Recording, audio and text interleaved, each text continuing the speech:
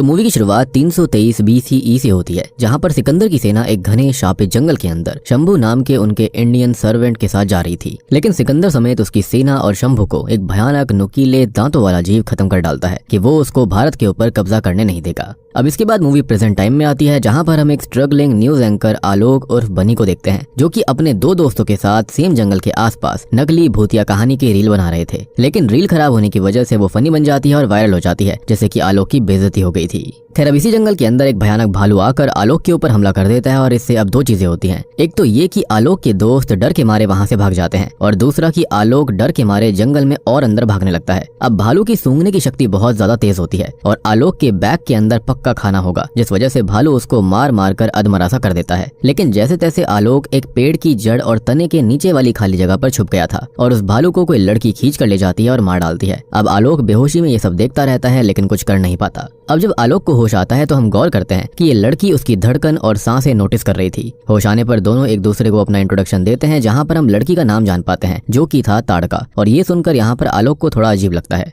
अब जिस भालू को ताड़का ने खत्म किया था उसको कोई खींच कर ले जाता है, जहाँ पर हमको ज्ञात होता है कि ताड़का और ये लोग असल में बेताल प्रजाति के हैं। और इस भालू का सैक्रिफाइस करके माता के स्टैचू पर बने हुए दिल के ऊपर खून से लेप किया जाता है। यहाँ पर हम एक एक्ट भी देख पाते हैं, जहाँ पर रक्त बीज और माता के बीच जो युद्ध हुआ था उसको यहाँ पर परफॉर्म किया जा रहा था। जिसके बाद फिर एक अंधेरी गुफा के अंदर इस भालू को फेंक दिया जाता है। लेकिन इस गुफा के अंदर कैद यक्षन नाम का जो सबसे ओल्डेस्ट बेताल होता है, वो भालू को बाहर फेंक देता है, ये कहते हुए कि उसको जानवर नहीं बल्कि इंसान चाहिए। खैर, अब ताड़का और आलोक के बीच नजदीकी बढ़ती रहती है, लेकिन ताड़का के बाकी साथी, जिसमें यक्षासन का सहायक वीरेन जो होता है, वो आलोक को पीट कर अपने साथ अपने इलाके में सबके सामने ले जाता है। अब यहाँ ताड़का सबको ये समझाती है कि आलोक को कोई भी आइडिया नहीं है कि वो लोग हैं कौन या फिर ये जगह क्या है, लेकिन उसको कैद करने की सजा दी जाती है। लेकिन वीरेन, जो कि असल में यक्षासन का ही खास था, वो आलोक को उसकी गुफा में फेंक देता है, जहाँ पर यक्षासन एक इंसान को 75 साल बाद देखकर बहुत ही ज्यादा खुश हो जाता है कि आज वो इंसान का खून पिएगा। यानी कि उसने 75 साल से इंसानी खून पिया ही नहीं था। और सबसे बड़ी बात ये कि वो पिछले 75 साल से यहाँ कैद है। अब इससे पहले कि यक्षासन आलोक को काटता, ताड़का आकर आलोक को बचाकर ट्रक पे कूदकर शहर ले आती है। जबकि बेताल प्रजाति जो है वो इन जंगलों में ही रहती है और उनको इंसानी दुनिया में जाना वर्जित था, मना था। लेकिन आलोक के लिए उसने ऐसा किया क्योंकि कहीं ना कहीं वो भी उसको चाहने लगी थी। अब वो उस चीज से आकर्षित हुई जो कि उसके खुद के पास नहीं है, यानी कि धड़कती हुई धड़कन। अब आलोक के घर पर हम देख पाते हैं उसके माता और पिता को। उसके पिता जो होते हैं वो एक रिटायर्ड इनकम टैक्स ऑफिसर थे। अब आलोक के माता पिता जो होते हैं वो उसके गुजर जाने का शोक कर ही रहे थे कि तभी वहाँ पर आलोक और ताड़का आ जाते हैं। लेकिन आलोक के पिता को ताड़का के ऊपर शक हो रहा था कि ये लड़की सही नहीं है, और उनको साफ दिखता है कि ताड़का पेड़ों पर कूदती है, रातों को बाहर खिड़की से कूद कर जाती है, लेकिन कोई उसकी बात नहीं मानता। आलोक खुद ताड़का से प्यार करने लगा था, जो कि उसका नाम सबको तारिका बताता है। अब ताड़का जो है उसको जानवरों का खून पीना होता है, डॉग्स का खून पीना है। ये ना बिल्कुल ट्वाइलाइट के कलन फैमिली परिवार जैसा है। इंसानी खून पी सकते हैं लेकिन खून पीते नहीं, जानवरों पर ही सर्वाइव करते हैं। खैर, अब यक्षासन को भी पता लग चुका है कि ताड़का आलोक को लेकर इंसानी दुनिया भाग चुकी है, और वो बस वीरेन से ये कहता है कि वो जाकर ताड़का और आलोक को वापस लेकर आए, क्योंकि वो उसका शिकार था। खैर, अब आलोक और उसका पूरा परिवार प्योर वेज होता है, तो उसको लगा कि ताड़का को शायद से नॉन वेज खाना होगा, जिसके चलते वो जाते हैं फर्स्ट डेट पर, जहाँ पर पॉइजन बेबी सॉन्ग आता है। अब ताड़का यहाँ पर शराब पीकर लड़कों से घुल मिल जाती है और वापस आते टाइम वही लड़के उनके पीछे पड़ जाते हैं। अब ये लड़के आलोक को पीटने लगते हैं और बस ताड़का अपने बेताल रूप में आकर इन सभी लड़कों को पीट डालती है, क्योंकि आलोक को पिटता देख वो खुद पर कंट्रोल नहीं कर पाई। उनके लीडर को वो काटने ही वाली थी, लेकिन आलोक उसको रोक देता है और अपने साथ घर ले आता है। लेकिन तभी हम ये देख पाते हैं कि वीरेन जो होता है वो इन सभी गुंडों की गर्दन तोड़कर उनको खत्म कर डालता है, ताकि कोई भी सबूत ना बचे कि किसी ने क्या देखा था, यानी कि बेताल देखा। अब यहाँ घर पर फाइनली आलोक को अपने पिता की बातों पर विश्वास होता है कि हाँ, सब कुछ सच है, ताड़का इंसान नहीं है, ना ही उसके सीने में धड़कन है। ताड़का बताती है कि वो एग्जैक्टली वैम्पायर्स नहीं है, बल्कि उनको तो धरती की सुरक्षा के लिए देवी ने बनाया है। इस बारे में बाद में बात करेंगे कि यहाँ पर क्या था। लेकिन ताड़का का ये कहना था कि 1947 में दंगे हुए थे, जहाँ पर वो लोगों की मदद करने के लिए गए थे, लेकिन मासूम लोगों ने नफरत की आग में एक दूसरे को ही मार डाला, और तब उनको पता लगा कि बेताल से भी खतरनाक तो इंसान खुद है और उनका खून जहरीला है, जिसके चलते उन्होंने फैसला लिया कि अब वो कभी भी इंसानों का खून नहीं पिएंगे, ना ही यहाँ पर आएंगे। और ताड़का आलोक के साथ यहाँ पर आकर एक रूल ऑलरेडी तोड़ चुकी है। और बात रही यक्षासन की, तो मूवी के शुरुआत वाले सीन के अंदर वो जो जीव था वो बेताल था, यानी कि यक्षासन था, जो कि बेतालों में ओल्डेस्ट है, उनका थामा है, मतलब लीडर कह सकते हो। लेकिन उसने रूल तोड़ा था, वो इंसानों का खून पीता रहा और एक नई आर्मी खड़ी कर कर धरती पर राज करना चाहता था, जैसे कि सिकंदर करना चाहा। लेकिन उसको मंत्रों की मदद से बेड़ियां पहना दी गई और शापित पहाड़ की गुफा में कैद कर दिया गया, जो कि पिछले 75 साल से इंसानी खून के लिए तरस रहा है। और यही रीजन था कि वो आलोक के पीछे पागल सा हो गया था। लेकिन यहाँ पर एक रूल था कि जिस दिन किसी भी इंसान को किसी भी बेताल ने काट लिया उस दिन यक्षासन आजाद हो जाएगा। जिस वजह से वो कैद हुआ था वही चीज टूट गई तो उसकी कैद भी खत्म हो जाएगी और फिर जिस बेताल ने इंसान को काटा होगा वो कैद होगा। लेकिन आलोक और ताड़का को अभी भी एक दूसरे से प्यार था। खैर अब तभी उन लड़कों की मौत की वजह से आलोक के घर पुलिस ऑफिसर पीके यादव आते हैं जो कि ताड़का को अकेले में ले गए थे। ये अपना एक कोड वर्ड बोलते हैं जो कि बेताल होने का कंफर्मेशन देता है और यहाँ पर पीके यादव भी एक बेताल था। वो क्लियरली ताड़का को बोलता है कि वो पिछले 172 साल से इंसान और बेतालों के बीच में बैलेंस बना रहा है और वो रूल्स तोड़कर सब कुछ खराब कर रही है और उसको वापस जाना होगा। पीके यादव यहाँ पर काफी ताकतवर था जिसके चलते ताड़का को बस में बैठाने के लिए आलोक उसके साथ जाता है। लेकिन उसी बीच आलोक ताड़का को रोकने वापस से रॉन्ग वे में कार चला रहा होता है जिस वजह से उसका एक्सीडेंट हो गया था। वो वहीं पर मारा जाता है। अब उसे हॉस्पिटल में एडमिट किया जाता है जहां पर उसके माँ बाप को पता लगता है कि आलोक इज नो मोर। लेकिन आलोक जिंदा होकर बिस्तर से बाहर भाग जाता है और हमको पता लगता है कि एक्सीडेंट के तुरंत बाद ही मजबूरन ताड़का को आलोक को काटकर उसे एक बेताल में कन्वर्ट करना पड़ा था। यानी कि आलोक भी अब एक बेताल बन चुका था जिसके चलते अंधेरी गुफा और उनके मंदिर के अंदर अग्नि जो थी वो जल गई थी जिससे कि यक्षासन बहुत ही खुश होता है कि अब वो आजाद हो जाएगा और आलोक नया बेताल बन गया और ताड़का अब इस गुफा के अंदर अगले 100 साल तक कैद रहेगी क्योंकि यही उनकी प्रजाति का रूल था।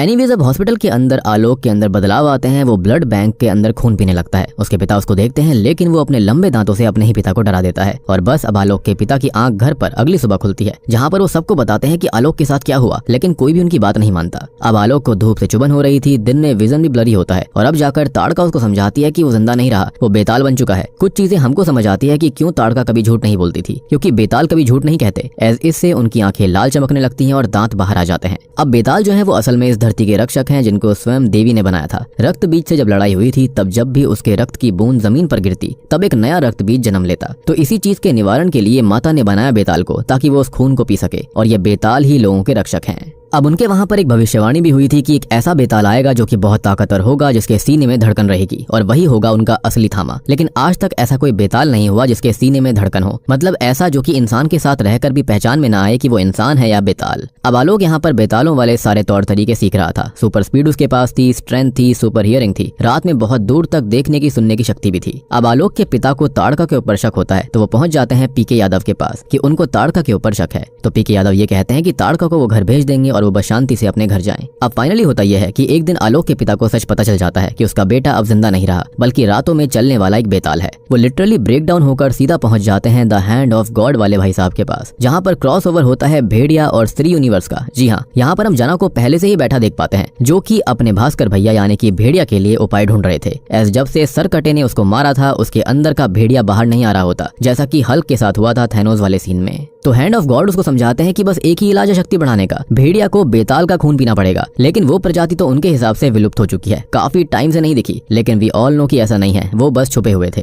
खैर अब आलोक के पिता जना को इंतजार करने के लिए कहते हैं एज उनको उनकी दिक्कत ज्यादा बड़ी लग रही थी। हैंड ऑफ गॉड बताते हैं कि इसका कोई सॉल्यूशन नहीं है, एक्सेप्ट कर लो, बेताल वापस से इंसान कभी नहीं बन सकता। और बस निराश होकर आलोक और उसके पिता वहां से चले जाते हैं। आई मीन आलोक ने तो ऑलरेडी एक्सेप्ट कर लिया था लेकिन उसके पिता इस चीज को एक्सेप्ट नहीं कर पा रहे थे। लेकिन अब जना को यह पता लग जाता है कि भेड़िया और भास्कर की शक्ति बढ़ाने का रास्ता क्या था और जना को आलोक जहां बैठा हुआ था वो कपड़ा दिया जाता है जिसके जरिए भास्कर इजीली आलोक तक पहुंच सकता था। अब आलोक का पीछा वीरेन और उसके साथी कर रहे होते हैं लेकिन आलोक उनको चकमा देकर एक ऊंची बिल्डिंग पर ताड़का का इंतजार करने लगता है और उसने ही ऐसा कहा था आलोक से करने के लिए। लेकिन टू हिज शॉक वहां पर एंट्री हो जाती है भेड़िया की जो कि आलोक के खून की बूंद पीना चाहता था ताकि उसकी शक्ति बढ़ जाए। और यहाँ पर वरुण धवन यानी कि भास्कर काफी बल्कि सा लग रहा होता है और इसका रीजन भी अभी आपको समझ में आएगा। दोनों की काफी फाइट होती है लेकिन यहाँ पर हम ये देख पाते हैं कि आलोक ज्यादा ताकतवर था और इसी चक्कर में वो ओवर कॉन्फिडेंस में खुद के खून की बूंद भास्कर को मॉक करने के लिए गिरा देता है और यही उसकी सबसे बड़ी भूल थी। एज भास्कर ने वो खून चख लिया था और बस वो हवा में उड़कर 4 पैरों पे चलने वाले भेड़िए से ट्रांसफॉर्म होकर बिल्कुल वेन हेल्सिंग वाले जैसे अल्फा और खतरनाक स्ट्रॉन्ग 2 पैरों पर चलने वाले सुपर भेड़िया में ट्रांसफॉर्म हो जाता है। अब बुरी तरह से वो आलोक पर हमला कर देता है, उसे पीट देता है। ताड़का भी बड़ी मुश्किल से आलोक को छुपाती है लेकिन भेड़िया को खुद को शीशे में दिखवाकर भास्कर अपने नॉर्मल रूप में आकर वहां से भाग गया था। और यहाँ पर काफी फनी सीन्स भी आते हैं, मतलब कि यहाँ पर आलोक का खून पीकर भेड़िया बिल्कुल पागल सा हो गया था और ऐसा लग रहा था कि जैसे यहाँ पर भेड़िया ने स्टेरॉइड्स को इंजेक्ट कर लिया हो। एनीवेज अब ताड़का आलोक को पीके यादव के पास लेकर जाती है, जहाँ पर उसको पता लगता है कि पीके भी बेताल है और यहाँ पर पिशाणु यानी कि भेड़िया उनका एक नेचुरल एनिमी है और आलोक ने अपना खून देकर उस भेड़िए को 10 गुना ज्यादा ताकतवर कर दिया है। और अब आलोक का खून चखने के बाद भेड़िया उसका पूरा खून पीने और आलोक को खत्म करने जरूर आएगा, लेकिन अब उसको प्रोटेक्ट वो लोग करेंगे जहाँ पर पीके यादव उन दोनों को अपनी सीक्रेट कम्युनिटी क्लब में लेकर जाता है, जहाँ पर बहुत पुराने लोगों के खून आलोक को पिलाए जाते हैं, जिसमें शुरुआत वाले अलेक्जेंडर का भी खून था। और हम चंदेरी की रानी यानी कि नौरा फतेही को भी डांस करते देखते हैं, जो कि शॉकिंगली खुद भी एक बेताल थी। जी हाँ, मतलब कि क्रॉसओवर्स पे क्रॉसओवर्स हो रहे थे। खैर अब आलोक यहाँ पर इतना पुराना खून पीकर बेहोश हो जाता है और जब उसकी आंख खुलती है तो पता लगता है कि ताड़का वापस गई है और अब वो कैद हो जाएगी और अब आलोक को अपने घर रहना होगा और वो ताड़का से कभी नहीं मिलेगा, क्योंकि अगर उसने यहाँ पर कुछ भी उल्टा करने की कोशिश करी तो वो लोग उसे खत्म कर देंगे, एज ये रूल्स के सख्त खिलाफ था। अब घर पर आलोक उदास बैठा हुआ था, लेकिन उसके पिता उसको और ताड़का को एक्सेप्ट कर लेते हैं कि वो उसका बेटा है और वो जाए अपने प्यार के लिए सारे रूल्स तोड़ दे, जैसा कि ताड़का ने किया था।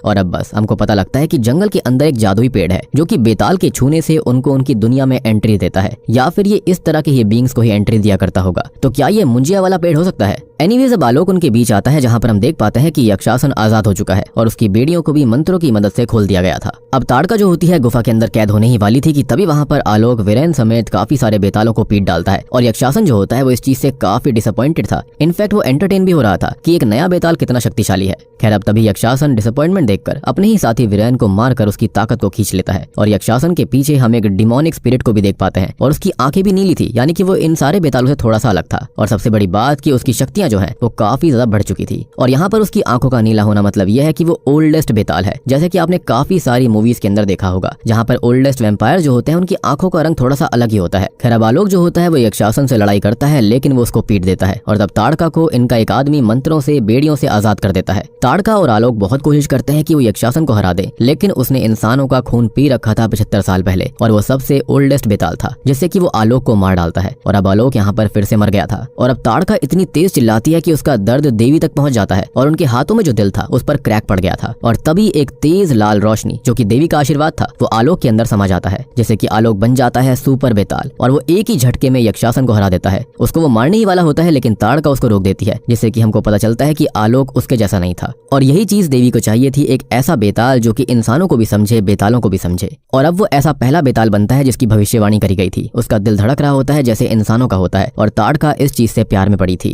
एंड नाउ आई बिलीव कि वो एक हाइब्रिड टाइप का बन चुका है, जो कि शायद से खून भी पी सकता है और नॉर्मल खाना भी खा सकता है। ये चीज तो चलो थामा 2 में देखने के लिए मिलेगी, लेकिन ये मेरा पर्सनल ओपिनियन है। खैर हम ये भी जान पाते हैं कि पक्का ताड़का का भी कोई ना कोई पास्ट रहा होगा जिससे कि वो बेताल बनी थी। खैर अब फिर से यक्षासन को कैद कर दिया जाता है और न्यू थामा बनता है हमारा हीरो आलोक। लेकिन वो ये कहता है कि अब कोई भी किसी के सामने नहीं झुकेगा, सब एक समान है और वो बैलेंस लेकर आएंगे इंसान और बेतालों के बीच में। लेकिन तभी शॉकिंगली हम देखते हैं कि सरकटा अभी भी मरा नहीं था। अब या तो ये हो सकता है कि स्त्री 2 के अंत में अक्षय कुमार ने यहाँ पर सरकटे की शक्ति को सोख लिया था, जो कि मुंजिया लेकर आया था। तो मे बी वो अक्षय कुमार है अपने ट्रांसफॉर्म्ड स्टेट में, या फिर खुद सरकटा ही हो सकता है जिसका शरीर लावा की वजह से ऐसा हो गया होगा, जो कि यहाँ पर यक्षासन को आजाद करके अपने साथ ले जाता है। और जो बेड़ियां आलोक नहीं खोल पाया था, ना ही ताड़का खोल पाई थी, वो सरकटा आसानी से खोल कर ले गया, या फिर ये कहें कि पिघला कर ले गया। तो ये तो पक्की बात रही कि वो इन सबसे शक्तिशाली है, या फिर शायद बस ऐसा है कि बेताल जो है वो बिना मंत्रों के इस बेड़ियों को खोल नहीं सकते। क्योंकि अंत में आलोक ये पूछता है कि अगर यक्षासन अब इंसानी खून पीकर और ताकतवर होगा तो उसको भी स्ट्रांग बनना होगा, लेकिन वो कैसे हो सकता है? तो उसको अब भेड़िया का खून पीना होगा, जो कि मुझे यहाँ पर थोड़ा सा ओवरडू लगा। आई मीन कभी यहाँ पर भेड़िया को बेताल का खून पीना है, कभी बेताल को भेड़िया का खून पीना है। ये चीज थोड़ी सी वियर्ड थी। अब आलोक को पता था कि आखिरकार उस भेड़िए को ढूंढना कैसे है, क्योंकि यहाँ पर एक्चुअल में उसे ढूंढने की जरूरत ही नहीं थी, क्योंकि भेड़िया खुद ही आलोक के पीछे उसकी दुनिया में